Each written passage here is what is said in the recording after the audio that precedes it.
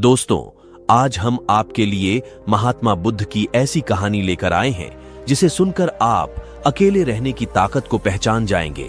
उससे पहले चैनल को सब्सक्राइब करके कमेंट बॉक्स में नमो बुद्ध अवश्य लिखें। दोस्तों, हर नौजवान युवक का यह सपना होता है कि वह अपनी अलग पहचान बनाए।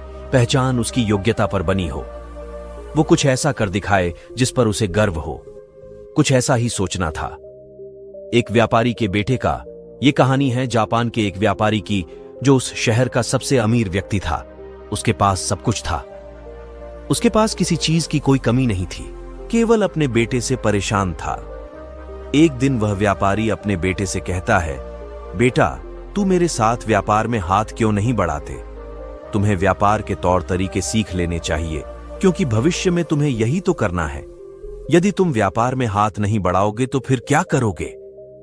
वह नौजवान युवक अपने पिता से कुछ नहीं कहता, क्योंकि उसका व्यापार में बिल्कुल भी मन नहीं लगता था। वह दिन भर मार्शल आर्ट्स की किताबें पढ़ता और जब भी कोई समुराई शहर में आता तो वह पूरा समय उसी के पीछे पीछे घूमता रहता। एक बार पूरे परिवार के सदस्यों ने मिलकर उसे समझाने की कोशिश की। वे कहने लगे, बेटा, तुम्हारे पास इतना बड़ा व्यापार है, फिर भी तुम अपने पिता का हाथ क्यों नहीं बढ़ाना चाहते? यदि तुम अपना व्यापार नहीं देखोगे तो फिर कौन देखेगा? इस पर वह नौजवान युवक जवाब देते हुए कहता है, मैं खुद के दम पर कुछ बनना चाहता हूं। मैं चाहता हूं कि मेरी एक अलग पहचान, लोग मुझे जाने, और इसलिए मैं इस देश का सर्वश्रेष्ठ धनुर्धर बनना चाहता हूं। उस युवक की यह बात सुनकर उस व्यापारी को बहुत क्रोध आया, लेकिन फिर भी उसने अपने क्रोध पर काबू पाया। कुछ देर सोच विचार करने के बाद उस व्यापारी ने अपने बेटे से कहा, बेटा, अगर तुम यही करना चाहते हो तो ठीक है, मैं अगले 3 साल का समय तुम्हें देता हूं। यह सुन वह नौजवान युवक बहुत खुश हुआ। तभी आगे वह व्यापारी कहता है, लेकिन मेरी एक शर्त है। इस पर वह नौजवान युवक कहता है, क्या शर्त है आपके पिताजी? उसके पिताजी अपने बेटे से कहते हैं, देखो, मैं तुम्हें अगले 3 साल का समय तो दे रहा हूं, लेकिन तुम्हें हर साल मुझे यह बताना होगा कि तुम क्या कर रहे हो और तुमने उसमें कितनी उन्नति कर ली है। यदि तुम मुझे अपने काम से संतुष्ट कर पाए तब तो ठीक है, वरना तुम्हें मेरे साथ मेरे व्यापार में हाथ बढ़ाना होगा। नौजवान युवक काफी सोच विचार कर अपने पिता से कहता है, ठीक है पिताजी, मुझे आपकी शर्त मंजूर है। उसके ठीक 2 दिन बाद वह नौजवान युवक अपने पिता की आज्ञा लेकर धनुर्विद्या सीखने के लिए घर से निकल पड़ता है और वह कई दिनों की यात्रा करके एक गुरु के पास पहुंचता है। वह गुरु जापान में धनुर्विद्या और युद्ध कला सिखाने के लिए प्रसिद्ध थे। उनकी ख्याति दूर दूर तक फैली हुई थी, लेकिन वह बहुत कम लोगों को अपना शिष्य बनाते थे। वह नौजवान युवक उन गुरु के पास पहुंचकर उन्हें प्रणाम करता है और कहता है, हे गुरुवर, मैंने आपके बारे में बहुत सुना है और इसीलिए मैं बहुत दूर से यात्रा करके आपके पास आया हूं। मैं आपसे धनुर्विद्या सीखना चाहता हूं। मैं धनुर्विद्या में बेहतर होना चाहता हूं। फिर जवान युवक सारी बातें कहता जा रहा था, लेकिन इस पर गुरुवर कुछ भी जवाब नहीं दे रहे थे। और जब कुछ देर तक उन गुरुवर ने जवाब नहीं दिया तो इस पर उस नौजवान युवक ने अपने घर पर बीती सारी बातें उन गुरु को बता दी। उसने यह बता दिया कि किस तरह से उसके पिता ने उसके सामने शर्त रखी है कि यदि वह अपने जीवन में सफल न हो पाया, उसने अपने जीवन में वह न कर पाए जो वह करना चाहता है, तो उसे उनका व्यापार आगे बढ़ाना होगा।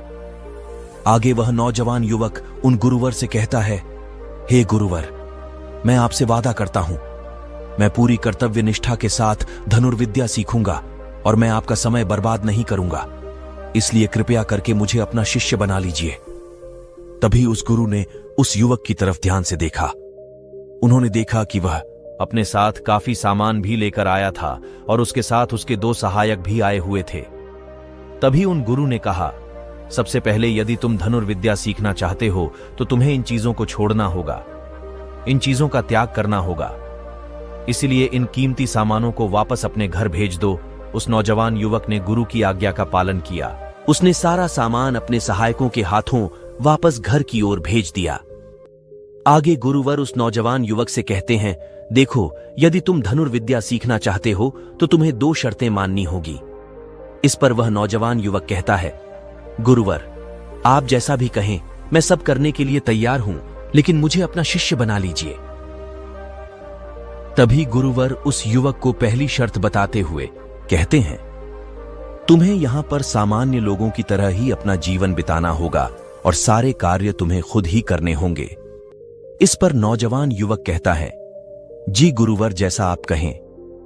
आगे गुरुवर उस नौजवान युवक को दूसरी शर्त बताते हुए कहते हैं, यदि एक बार तुम्हें धनुर्विद्या की शिक्षा को ग्रहण करना शुरू कर दिया तो तुम्हें उसे पूरा करना ही होगा।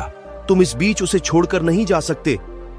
इस पर वह नौजवान युवक कहता है, ठीक है, आप जैसा कहें, मुझे सब मंजूर। उन गुरुवर ने उस नौजवान को अपना शिष्य बना लिया, लेकिन वो नौजवान ये नहीं जानता था कि उनके सिखाने का तरीका बहुत अलग था।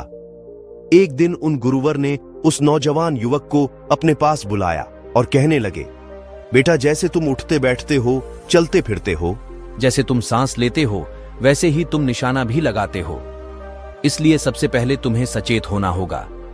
तुम्हें जानना होगा कि तुम क्या कर रहे हो, तुम किस अवस्था में हो। तुम्हें जागरूक होने की आवश्यकता है, इसलिए आज से ही सचेत होकर सारे काम करना शुरू कर दें, और ऐसा तब तक करो जब तक यह तुम्हारा स्वभाव न बन जाए। उस युवक ने उन गुरुओं की बात मान ली। वह एकाग्र होकर अपने कामों पर ध्यान देने लगा। वह अपने चलने फिरने, अपनी सांसों पर ध्यान केंद्रित करने लगा। सुबह उठकर वह अभ्यास करता और ध्यान किया करता। शाम के 6-8 बजे से वह एकांत रहता और ध्यान किया करता। ध्यान करने के बाद करीब 9 बजे के बाद वह सो जाया करता और ठीक सुबह 4 बजे उठकर वह धनुर्विद्या का अभ्यास करने लगता है। और यह सब उसे एकांत में रहकर ही करता था, और यह सारी क्रियाएं दोपहर के 2 बजे तक यूं ही चलती रहती।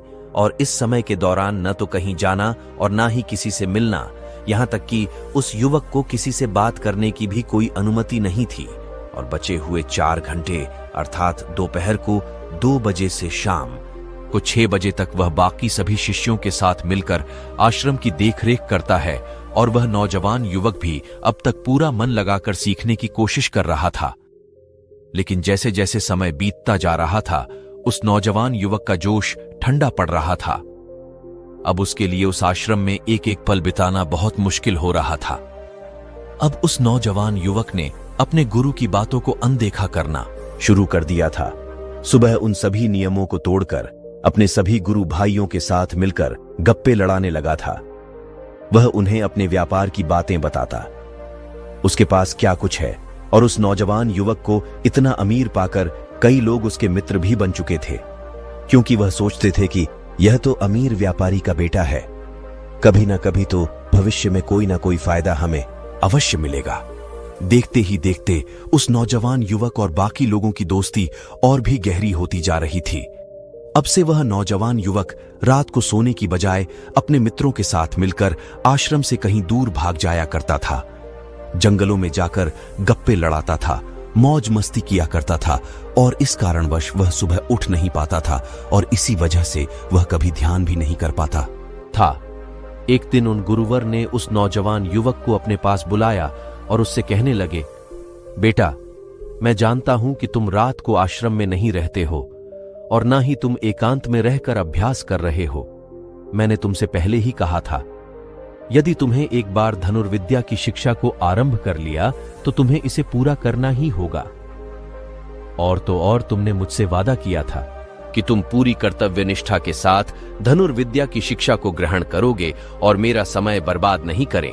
और यदि तुम ऐसा ही करते रहे तो 1 साल बाद जब तुम्हारे पिता तुमसे पूछेंगे कि तुमने इस 1 साल में क्या किया, तुमने उसमें कितनी उन्नति की, तो तुम उन्हें क्या जवाब दोगे? उस वक्त उन्हें क्या मुंह दिखाओगे? इस पर वह नौजवान युवक कहता है, हे गुरुवर, आप सत्य कहते हैं। जब मैंने शुरू किया था तो मेरे अंदर उत्साह था, मेरे अंदर धनुर्विद्या सीखने की जिज्ञासा थी, लेकिन तब मैं यह नहीं जानता था कि मुझे अकेले रहकर अभ्यास करना होगा। एकांत रहकर मैं थक चुका हूं और यह मुझे बहुत कठिन लगता है। मेरा एक एक पल जैसे मुझे काटने को दौड़ता है। जब भी मैं ध्यान करने बैठता हूं तो मेरा मन यहां वहां भागता रहता है और मैं ध्यान नहीं कर पाता। इसी कारण मेरी चिंता और भी बढ़ जाती है। मुझे समझ नहीं आता कि यदि मैं ध्यान नहीं कर पाऊंगा, मैं अपने अभ्यास को पूरा कैसे कर पाऊंगा। और साथ ही जब मैं एकांत में रहता हूं तब भी मेरे मन में तरह तरह के विचार चलते रहते हैं। मैं इनसे पीछा छुड़ाना चाहता हूं लेकिन मैं इनसे पीछा छुड़ा नहीं पाता। इस पर गुरुवर मुस्कुराने लगे और उस युवक से कहते हैं, बेटा, जिसे अकेलेपन से तुम भागने का प्रयास कर रहे हो, इस अकेलेपन में बहुत ताकत होती है। इसे तुम्हें समझना चाहिए, किंतु फिर भी यदि तुम्हें इस अभ्यास को बीच में छोड़कर जाना चाहते हो तो मैं तुम्हें नहीं रोकूंगा। तुम जा सकते हो, लेकिन जाने से पहले मेरी बस एक बात मान लो। इस पर लड़का कहता है, ठीक है, बताइए आप क्या चाहते हो। तभी गुरुवर जी कहते हैं, बेटा, यहां से 1 दिन की दूरी पर एक बहुत ही बड़ा पर्वत है। तुम्हें वहां पर पूरा दिन बिताना है और सुबह तुम्हें वहां पर एक बाज नजर आएगा। उस बाज की हरकतों पर तुम्हें ध्यान देना है। उसका तुम्हें शिकार नहीं करना, बल्कि उसकी हरकतों पर तुम्हें ध्यान देना है। वह क्या कर रहा है, क्यों कर रहा है, उसे ध्यान से देखना है। उसकी हर एक हरकत को तुम्हें समझना है। और जब तुम अगले दिन वापस लौट कर आओगे तो मैं तुमसे केवल एक सवाल करूंगा। यदि तुमने उस सवाल का सही जवाब मुझे दे दिया तो मैं तुम्हें जाने से बिल्कुल भी नहीं रोकूंगा। उस नौजवान ने काफी कुछ सोच विचार किया और उसके बाद वह गुरु की बात मान जाता है। वह उन्हें प्रणाम करके उस पहाड़ की चोटी की ओर चल पड़ता है। देखते ही देखते वह 1 दिन का सफर तय करके उस पहाड़ की चोटी पर पहुंच गया और उसने पूरी रात वहीं पर सोया और अगली सुबह होने से पहले ही बाज को ढूंढने लगा। वह जब यहां वहां देख रहा था तभी उसकी नजर उस पहाड़ की चोटी पर पड़ी।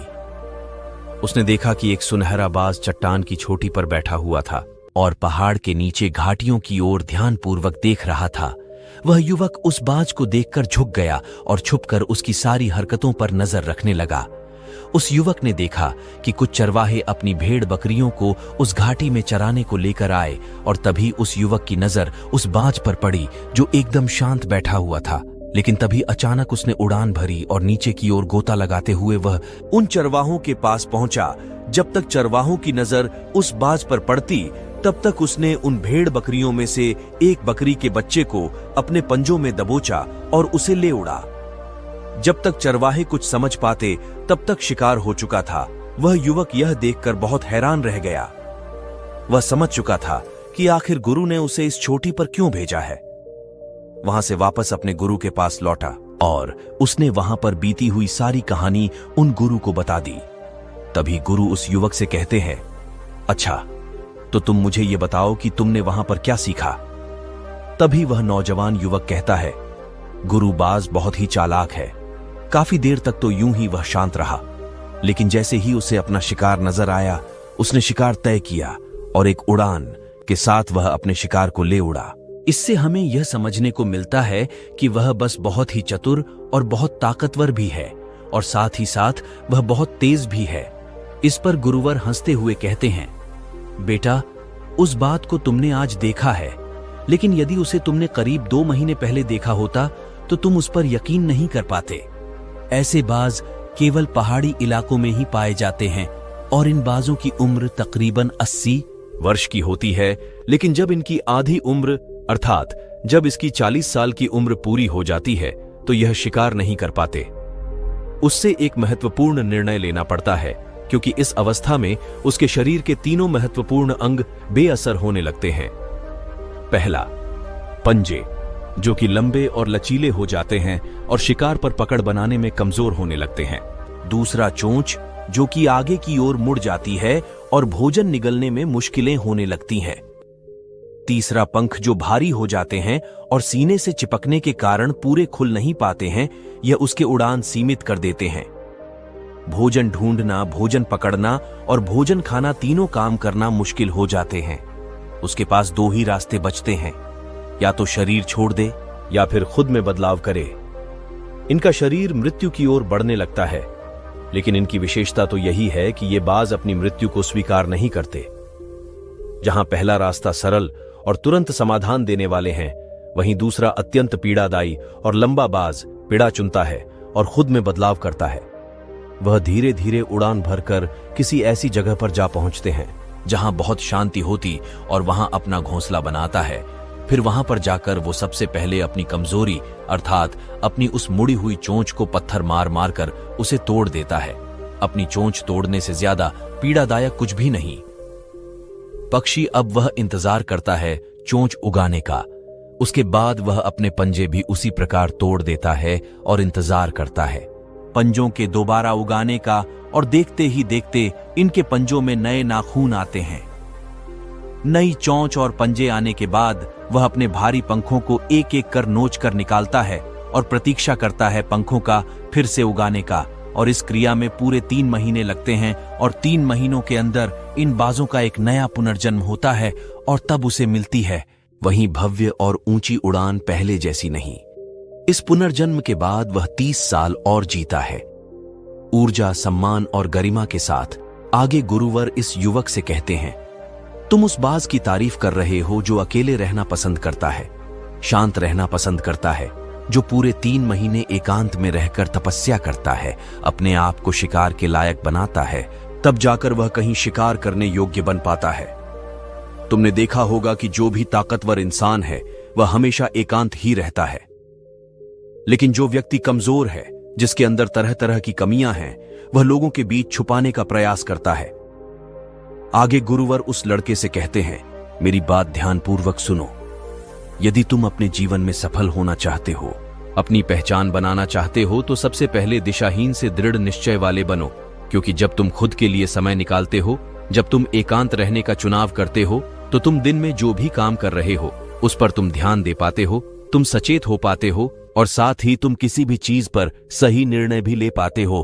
और एकांत आपको हमेशा कुछ न कुछ नया सिखाता ही रहता है। आगे गुरुवर उस युवक को दूसरी बात बताते हुए कहते हैं, आज जो मौका तुम्हारे पास है वो मौका तुम्हें दोबारा नहीं मिलेगा। इसीलिए इस मौके की कीमत को समझो, क्योंकि तुम्हें एकांत खुद को बनाने के लिए मिला, तो अपने जीवन में देखो, उसे समझो और उन कमियों को दूर करो। तुम तो बड़े शहर से हो और तुमने यह भी देखा होगा कि शहर के लोग अपना पालन पोषण करने के लिए दिन रात मेहनत करते रहते हैं। ना तो उनके पास सीखने का समय है और ना ही एकांत में रहने का, इसलिए वह कभी भी खुद को जान तक नहीं पाते। यह अकेलापन के संघर्ष जिसे तुम व्यर्थ समझ रहे हो और जिसे तुम यूं ही बर्बाद कर रहे हो, ये मौका तुम्हें कुछ बनने के लिए मिला है और ये मौका दोबारा लौटकर वापस नहीं आएगा।